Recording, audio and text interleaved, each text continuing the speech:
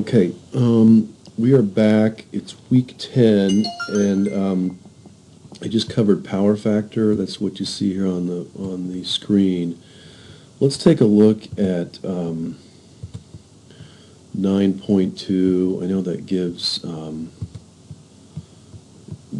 some issues, so I'm just going to dip right into learning unit 9.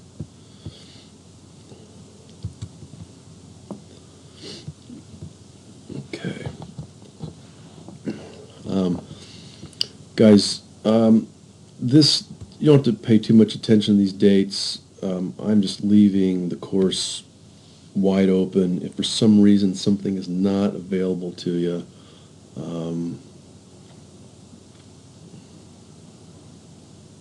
let me know.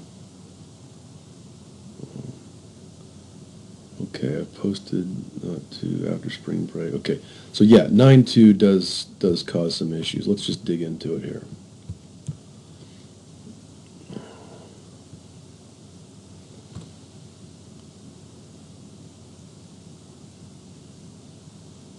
Yeah, it's complicated.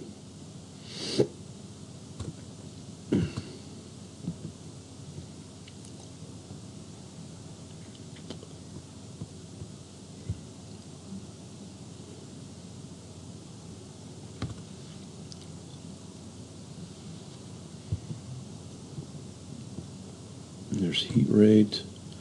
I know we've covered that already, so I'm not going to dig into it again.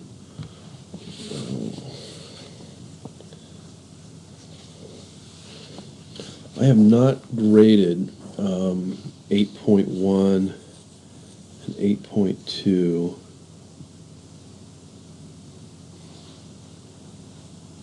Actually, I'm just going to read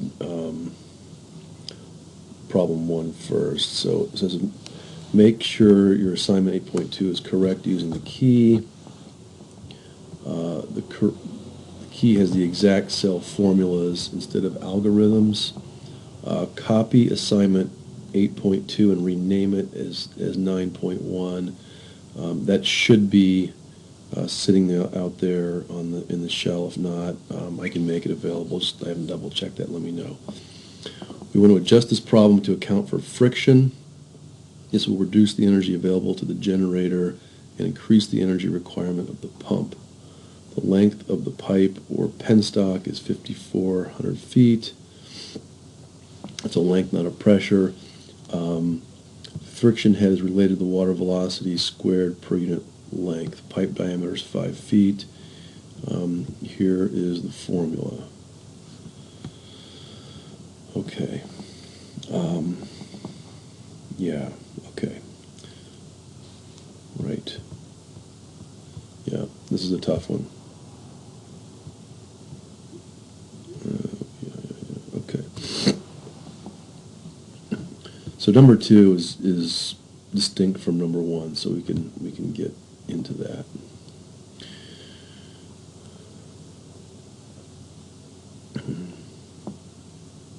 I know you can do this. All right. Wind farm is contemplating an installation of a compressed air system to store energy as compressed air during off-peak hours. I think I've got a nice figure for this.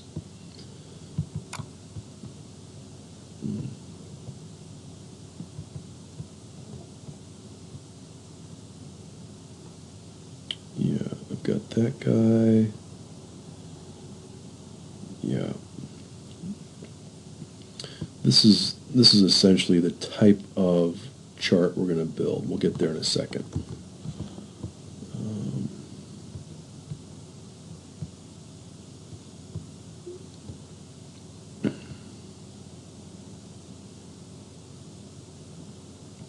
All right, this is problem 1. We don't need that one for the time being.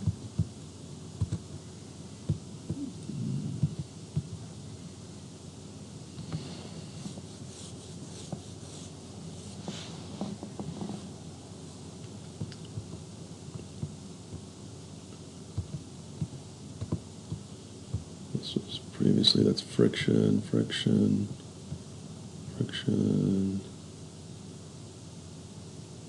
PSI, heat rate. Okay. This is basically what we're looking for. we're going to have to build some kind of heat rate as a function of pressure. This looks like chicken scratches right now, but let's see where this is coming from. Basically, what's going on in this compressor? You've got air and compressed methane that are going to spin a turbine. And we know that if we are at 75 bar, we're going to be able to run at 4,500, a heat rate of 4,500 BTUs per kilowatt hour. If we're at 50 bars, we're going to run at 8,000 BTUs per kilowatt hour. So those are the two numbers we're going to deal with. Let's go back to the problem statement and see where that comes from. Okay. Wind farms contemplating an installation of a compressed air energy system to store energy as compressed air during off-peak hours. Then use the compressed air in a combustion turbine. Okay, so the turbine, that's this funny looking thing I've drawn right here. So it's got fins in it. Here's the fins, and it's going to spin. And so you're not just sending compressed air through it, you're actually sending compressed air and methane. The thing is going to burn and electricity is going to come out. And what we're showing here is if you're at low pressure, it's going to take more BTUs per kilowatt hour. If you're at high pressure, it's going to take, you're going to get, it's going to take fewer BTUs to get the same kilowatt hours. So wrap your head around that and just replay it if you need to. Okay, so let's go to the numbers themselves. Natural gas to generate and sell energy during on-peak hours. So this is not something that happens currently in Montana. Get a little closer to the camera right here. I'm way up here in the little tiny corner of the screen. In Montana, electricity is almost free compared to the rest of the country because we have so much of it. But in other parts of the country, the grid will the utility will attempt to stabilize itself by charging people more when there's a high demand and charge less. So if you are a large energy facility or you want to get your own little mini energy grid going, go talk to Northwestern Energy. They might love to have you store some of their extra voltage just to dampen down some of the extra electrons they make. Or, partner with a wind farm or go talk to Soroka Energy out in Gordon Butte. There's all kinds of ways to solve this.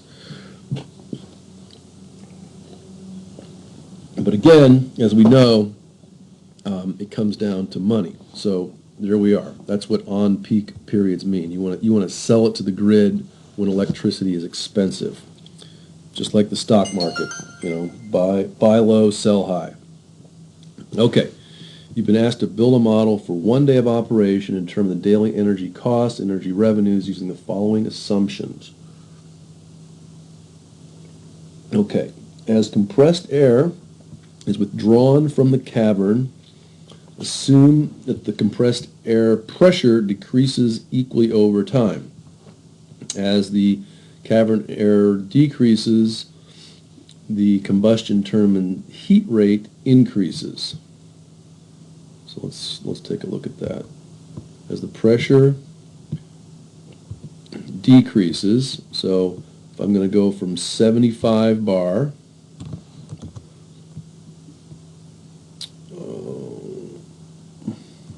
down to 50 bar,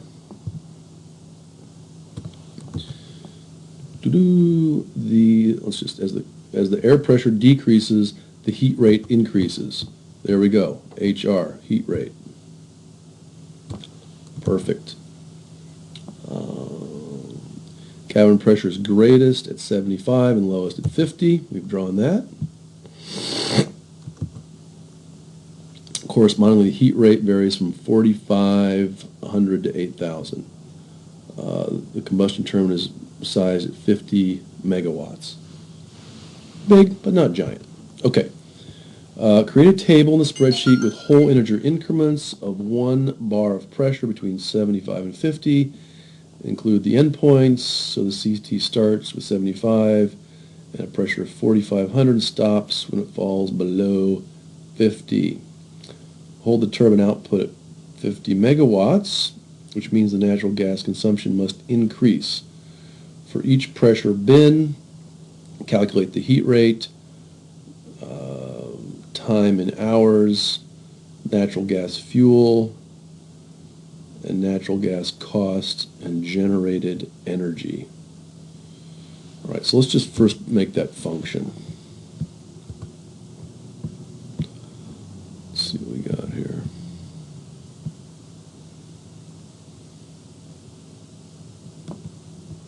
Let's first make that function. Okay. So I'm just gonna color these to yellow, and really all you have to do to make this thing, I'll just show you how easy it is to make it. So I'm going to delete it. Whoopsies, screwed up my whole spreadsheet. Oh well, too bad. 75 equals that number minus 1. Enter. Now I just take this, grab the corner, drag it down. The world is saved. Okay, so there are the bars. Doink. And let's just go back to the problem statement. It says we're running from 4,500 to 8,000. 4,500 to 8,000. Well, how did I know that this next number was 4,640? How did I get that thing? Well, let me see. I might have actually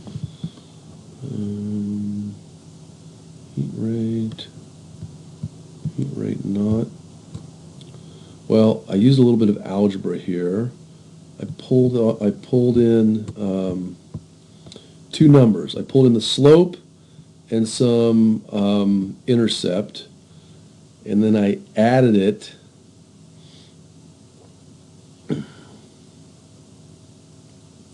D30 times N 26.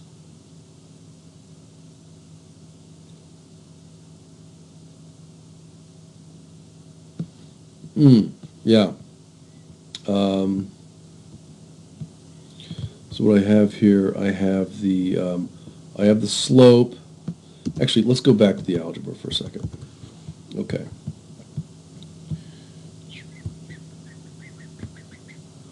Okay.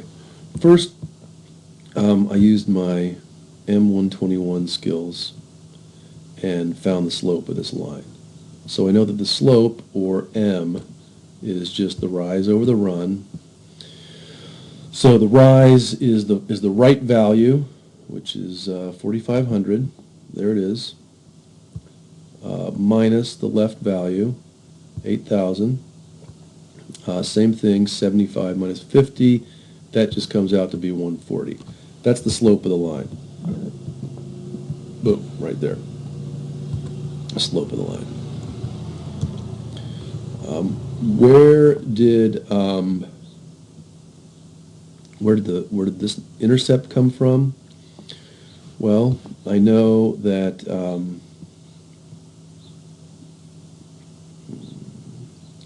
the heat rate itself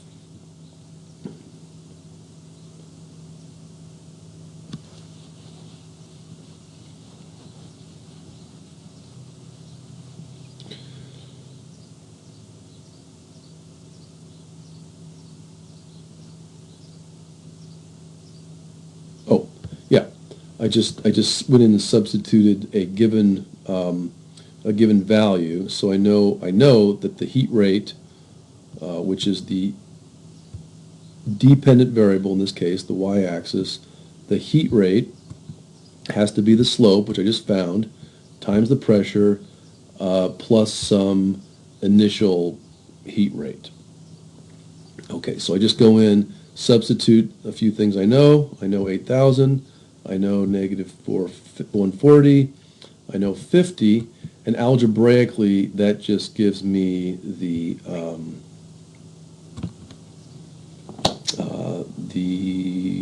gives me B. It gives me the crossing point, the 0 point on the y-axis at 15,000. Okay, that's where all those numbers come from. So let's go back.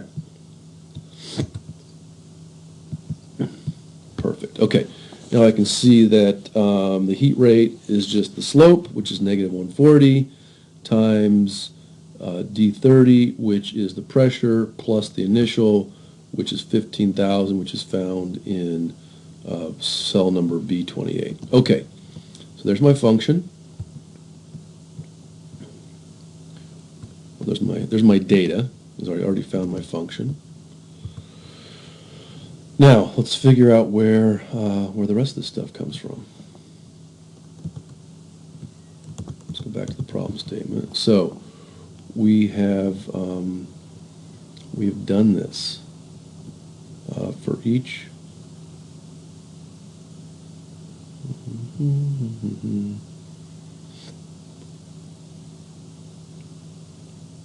Yeah, in the spreadsheet, mathematically associate pressure and heat rate using a line. You're given 2 points. Slope, ding, ding, ding. Okay. A 50 megawatt natural gas turbine will operate for the on-peak period, which is 9 hours per day. Okay, so what we do in our spreadsheet, we're going to run for 9 hours. There's 0 hour. And all I've done here is found the number of intervals. And to do that, I use the function count, which just counts how many intervals there are. And, well, first, I know that I have 26 times, which gives me 25 intervals. And I think there's always some weird little discrepancy here, and you can see that my answer does not agree with what Fraser's answer is, but the discrepancy is fairly trivial. Okay, so for this, so initially we're at time 0, we're at high pressure, and we're at 4,500 BTUs per kilowatt hour. So a small number of BTUs, which is a small amount of natural gas burned to make a certain number of kilowatt hours. Okay, as time goes on, our pressure drops from 75 bars all the way down to 50 bars, and we're now consuming natural gas at a higher rate, up to 8,000 BTUs per kilowatt hour. Okay, and at that point, we're at 9 hours. And then to generate these numbers, all I just took the interval, which is the count of all the cells here. I subtracted 1 from it. And then to get this value, I just took the total amount of time and divided it by the number of intervals. And then this guy is just the previous value plus that same quotient. So however you want to do that, build this function. But again, I could come in here, destroy that, everything looks messed up, but as soon as I take it and drag it again, it repairs itself. Wow, auto-repairing spreadsheet. Okay, I'm just going to take a live studio break. Joe, how are we doing?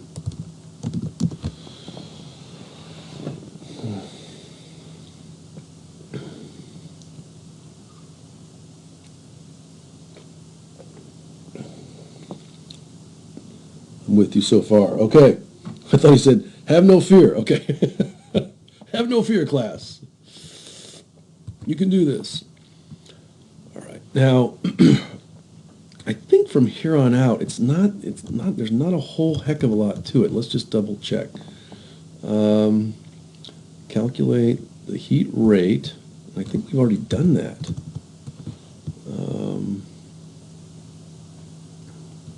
That's basically this. This is the heat rate, and we did that just with our little interpolation. Let's see, what else? Heat rate. Time in hours. Well, there it is. We got that. Time's nailed. Natural gas fuel input. Mega BTUs or 10 to the 6 BTUs. Let's see what that thing looks like. Okay.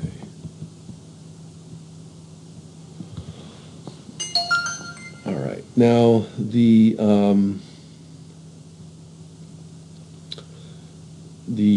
power. And okay, so now we're just going from power to energy. So we know that the plant is running at a constant 50 megawatts or 50,000 kilowatts. And then to get from power to, well, no, we're just going from power to power because kilowatts is a measure of power and BTUs per hour is also power. Kilowatt hour. Let's just make sure. A33.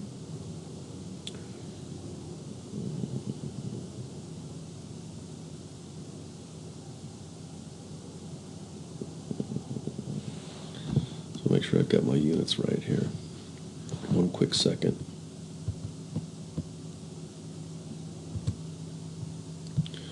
Okay, everybody, I'm back. Yeah, this is a fun, challenging problem. So here's where we really need to dig into our dimensional analysis. So, hey, do you mind closing the door there, Pumpkin? Thanks. I'm almost done.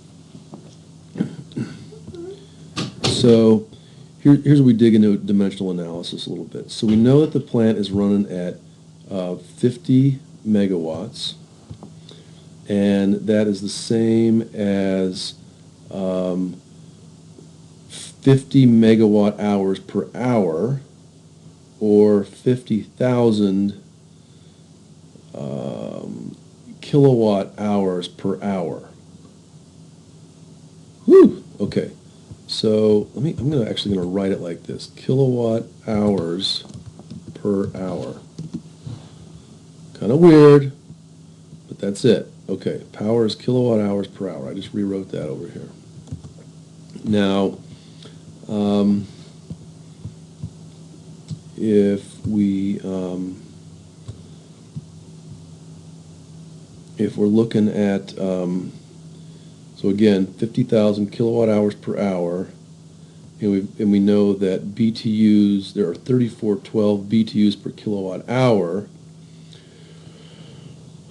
Multiply that, we know that 50 megawatts is going to give us 170,600,000 BTUs per hour. So we've just sort of converted that. Okay, that makes more sense now. Yeah, because this thing right here is heat rate. Sorry, I'm writing it so small, but that's heat rate right here. BTUs per kilowatt hour. That's what this number is. That's what this middle value is right here. Heat rate, and this is power. And this is basically going to give us energy consumption rate, which is BTUs per hour. Okay, so that's where that comes from. So the power, which is in kilowatts, or in this case, just think of it as kilowatt hours per hour, multiplied by the heat rate is going to give us the energy consumption rate in BTUs per hour. Woo! Okay, now we need to convert that to the natural gas fuel input.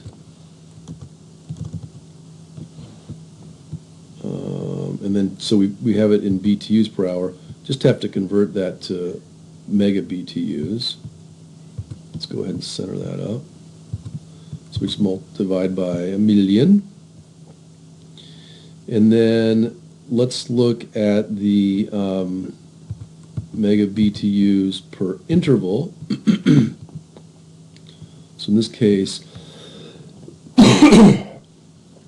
it's a fraction of an hour. So this first hour we're running at 225 mega BTUs per hour, but we multiply by the 0.36 because that's the fraction of the hour we're using. And then just on down the line.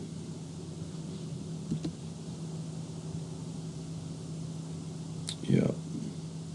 And in each case we use that same 0.36. So now it's mega BTUs per interval. All right, what else do we need? Natural gas cost.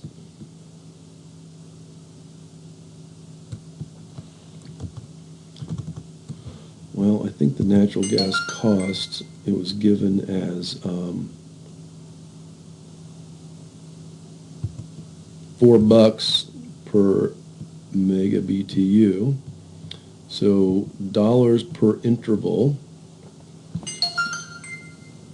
So since you're going to burn through 81 million BTUs of gas, and it costs $4, you just multiply by the 4.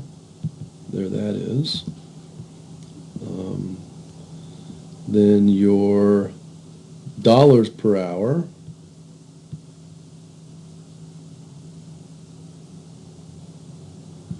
Okay, $3 per interval.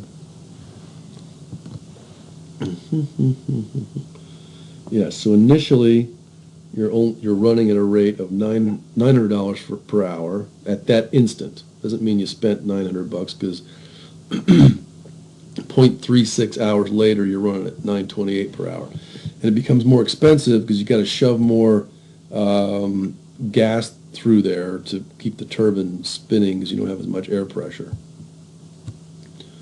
I don't know what that does to the combustion, though. That's another question. That's another chemical engineering question. Are you getting, what's your carbon dioxide to carbon monoxide ratio? Okay, so then we got dollars per hour and energy generated, megawatt hours. Let's see.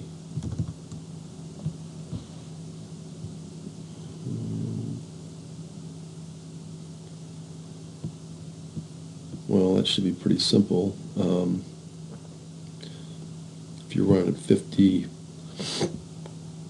megawatts, multiply that by 9 hours, and there you go.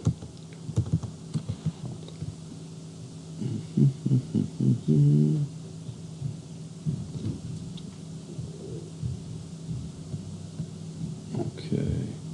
On-peak electric prices are $50 per megawatt hour. We have that up here.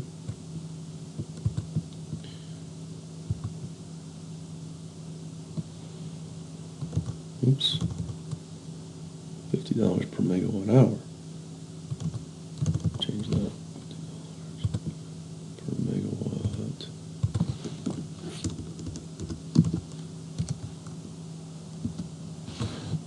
Megawatt hour, no R. Off peak.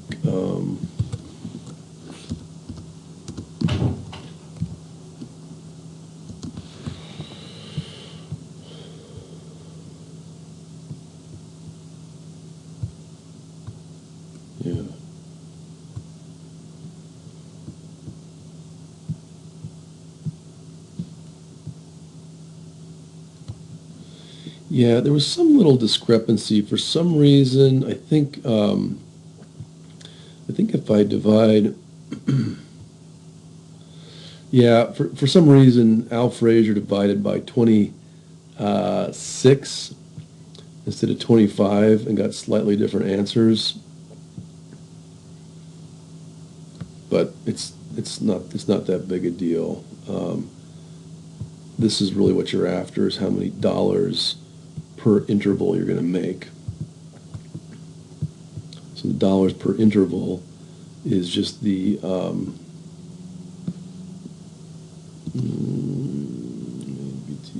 per interval.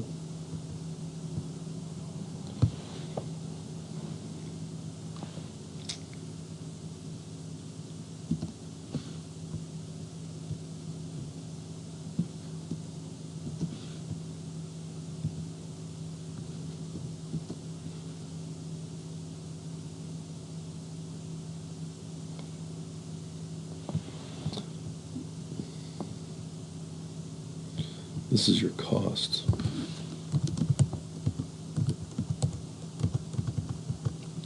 Your revenue.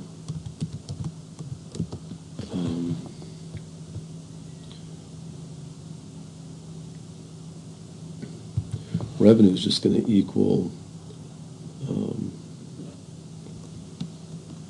$50 per megawatt hour.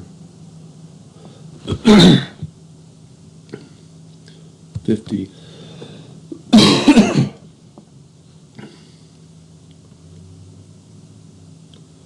times, I'll just put a new cell in here. 50 megawatts. I'll enter that. Times the number of hours. A lot of 50s flying around. Let's just do this. Insert cells, shift them down. Fine. Power. Let's put this in megawatts. That's 50. Here's what I was trying to do. This. Yeah, so you're going to make $22,000 in that 9-hour period. Okay.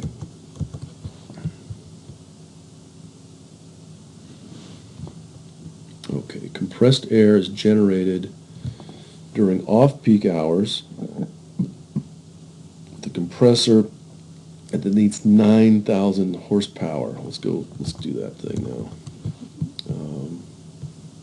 Compressor.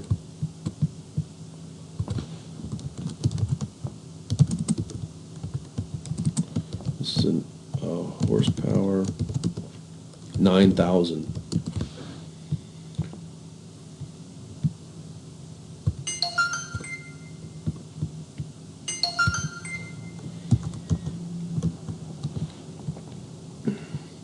Compressor is a direct drive from the motor, which is 94% efficient. Okay. Compressor efficiency 0.94. Neither of these are money. Control 1. Number 0 decimals needed. Oops. That one needs 0, but this one actually needs 2 decimals. Okay. Save that. 94% efficient. It takes 15 hours per day to fill the cavern. Use the off-peak to pay for the compressor. Okay, so let's see here. This is going to be cost of net gas revenue from electricity.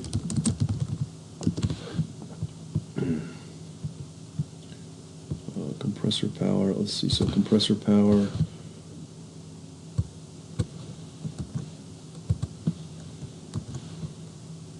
this is going to be in kilowatts.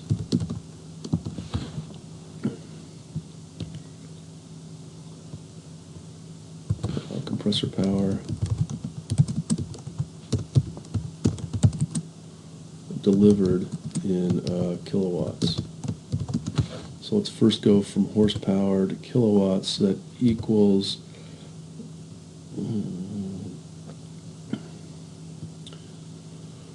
9,000.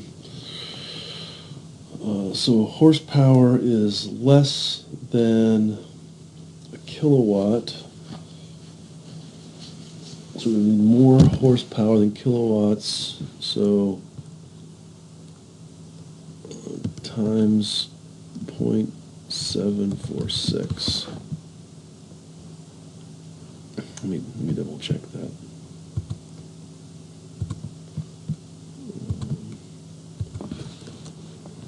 9,000 to HP. Oh, 9,000 HP.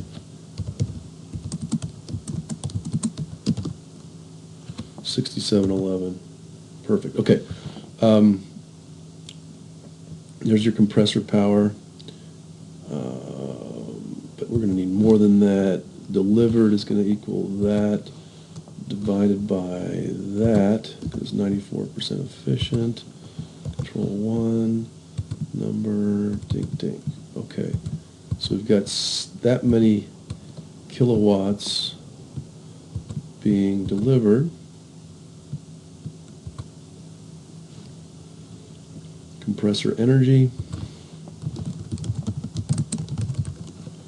we'll put this in kilowatt hours. Compressor energy equals kilowatts times, let's just be fancy, 24 minus that cell, which is 9, dink, 15. Compressor energy, control 1, that's in kilowatt hours. Throw some commas in there so we can see it.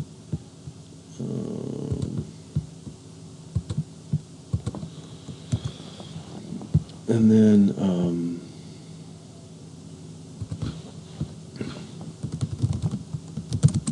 cost, we'll put this in dollars. So equals the kilowatt hours times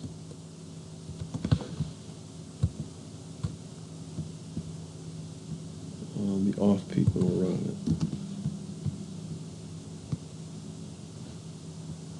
Oh, megawatt hours divided by 1,000. Not too bad. Okay. Compressor cost dollars, and this is going to be per day or per 15 hours. It's pretty good money. So, shoot. Well, the cost of, let's see the cost of gas.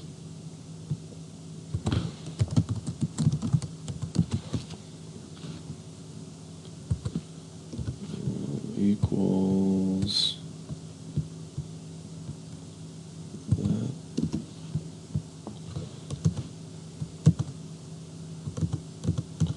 So let's just review where we are.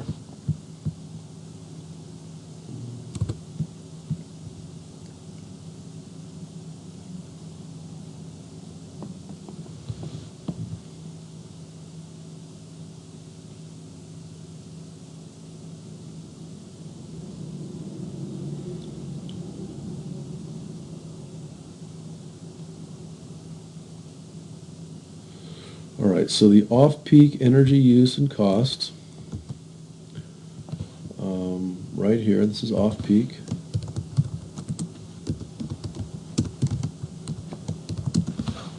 Energy use was 107,000 kilowatt hours.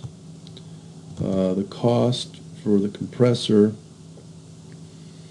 in electricity is 2,142. Got that. On peak gas use and cost. This is our total on peak is this. Number two places. 29.25 million BTUs of gas, natural gas. We can convert that to CCF or MCF. Total of electric and natural gas cost. So there's our electric cost, and there's our gas cost total for a day. And then total energy produced and electric energy revenue. The net value, let's see what the net value is. So our net equals the compressor cost, so that's the electricity,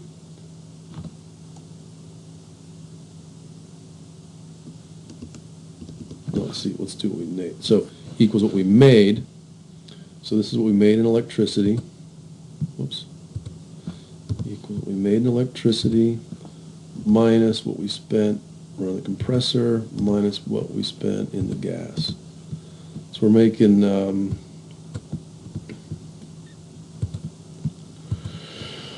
making $8,000 a day.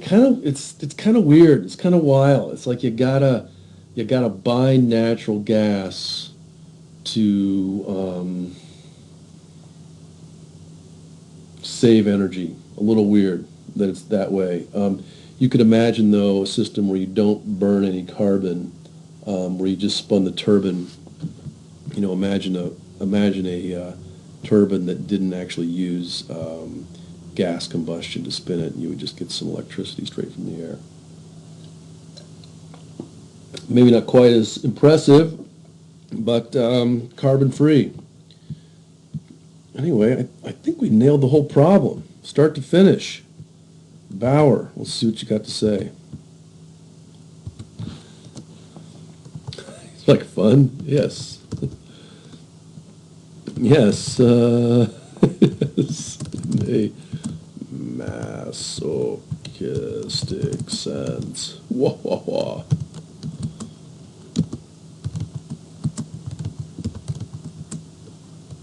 I don't know, it's just one of those days, Joe. One of those days. Yeah, actually, that's a pretty cool problem. You know, this thing is this is one of my favorites, and this is the kind of, I mean, seriously, on your feet thinking that I hope you guys are able to do when you get out there in the field. You know, even Joe, I mean, you're down there in Belize, and you're going to be dealing with fluctuating fuel prices. You know, you've told me that people are using candles for lighting. There's probably batteries going on down there. I don't know, you know, what they think about wind, but every one of these different technologies has some kind of cost associated with it at the time of day. And, you know, maybe there's a situation where, shoot, you don't burn through all of your fuel for electricity when, holy crap, somebody needs to get off the island and you need some of for transportation in an emergency. So what's somebody's life worth in terms of you know, dollars per hour or whatever. So this type of problem, you know, in my mind is really where you get creative on a minute by minute basis, and knowing how to do this type of problem. If you ever find yourself in an interview and somebody throws this at you, you can sit down in a room, half hour later, have a solution, and I'm pretty sure you're hired with this type of skills. So anyway, I am going to go hang out with the family a little bit. It's 3:30 here. Kids are getting home from school, but I really hope that helped. I always love teaching this problem, and I will check in with everybody in the grade book and the discussion board. So thanks for hanging in there. Take care.